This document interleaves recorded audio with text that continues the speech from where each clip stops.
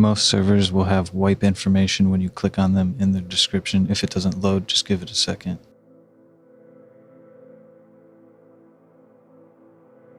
Building near outpost or bandit camp is good for smaller groups who have issues with recycling safely.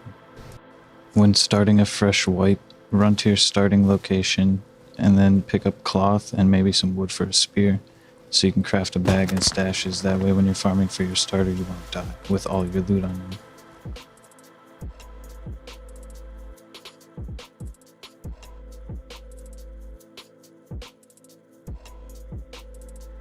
After securing your starter, you can use these stashes to put kits in for backup kits just in case you die and need to respawn and run off quickly.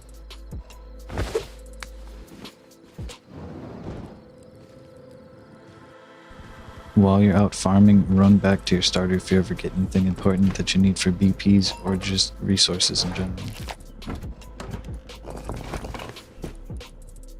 Water jugs will splash in a 4-block radius if thrown in the center, so for every 1 water jug you dump in the center of these, it'll water them each equally 1,000. If you ever find a chair, make sure you save it for your base because it gives you 100% comfort, so as long as your food is above 100, you will heal to full HP. The best place to farm is in the snow biome, as it'll be easier to see enemies and nodes. If you're trying to roll for satchels or anything else on the tier 1 workbench, make sure you learn all tier 1 items in your base first because most of them are cheaper than 75 scrap, which is the cost of rolling into tier 1. Try to remember which parts you need for your circuit so while you're out, if you ever find them, you can hang on to them instead of recycling them for HQM to save HQM cost on your circuits. Certain monuments can be bypassed by flying on top of them with a mini heli.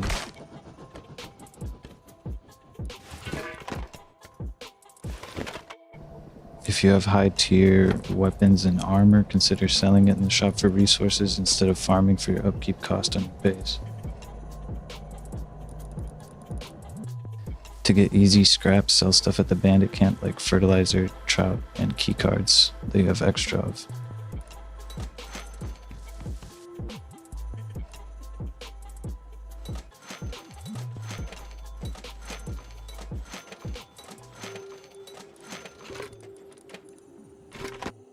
Currently, horse dung does not decay, so you can log off and come back on and pick it up and you'll have quite a bit. If you suck with the AK, join combat servers or aim training servers and just practice on targets until you can control it. Start with learning the bursts if you have trouble like getting it down right away. Start learning the first 2 bullets and then the 3rd bullet, how they blend in with the recoil pattern after controlling the previous bullet. You kind of have to like bounce around with it. And then after a while, you'll just get used to it. Using the 4 times makes it a lot easier to notice what the patterns are that you need to tighten up. Don't forget to practice switching between targets as fast as possible.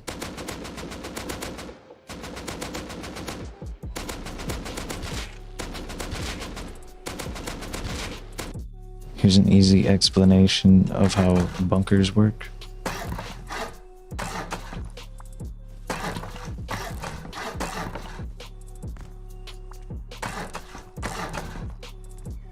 So since these 2 triangles are high, if we place this half wall here, it's going to be the only thing that holds up the triangle we're about to place on top of it because foundations don't connect to anything besides foundations. Which means if you destroy that half wall, this triangle will pop out. So just put a sleeping bag on the other side of this and then spawn in and break this to open it up.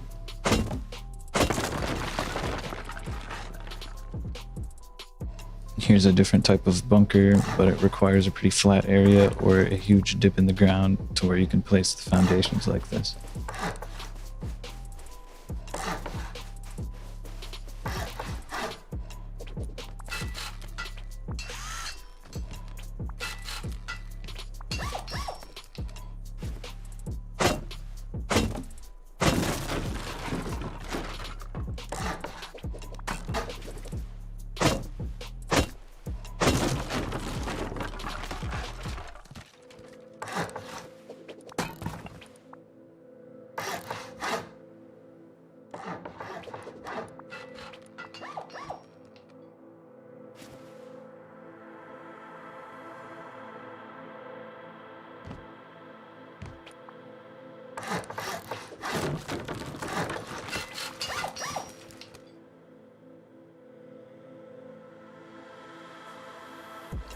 A good use for stashes is when initially building your base, look for an area like this that you can put a foundation on to hide stashes.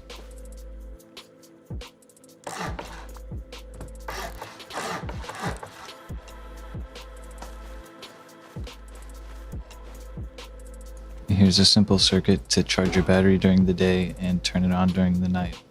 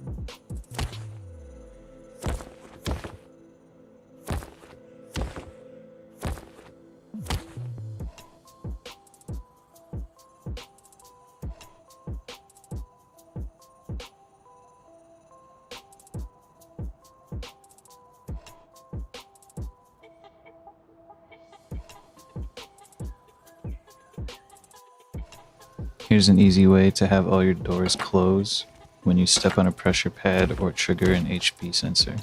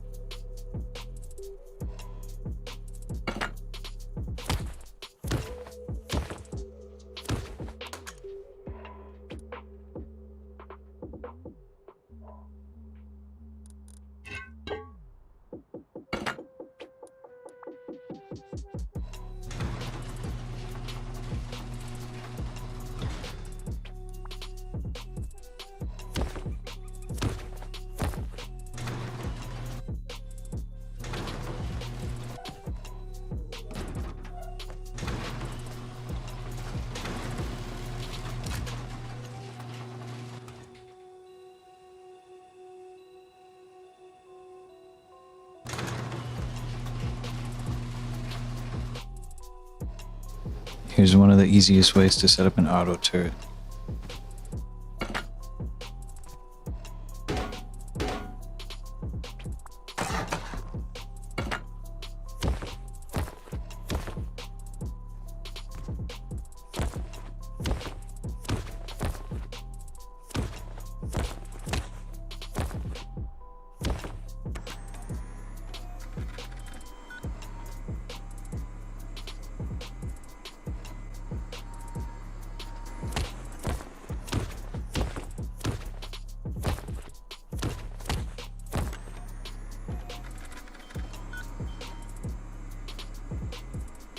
Thanks for watching. Don't forget to like and subscribe if you enjoyed the video, and I'll catch you next time.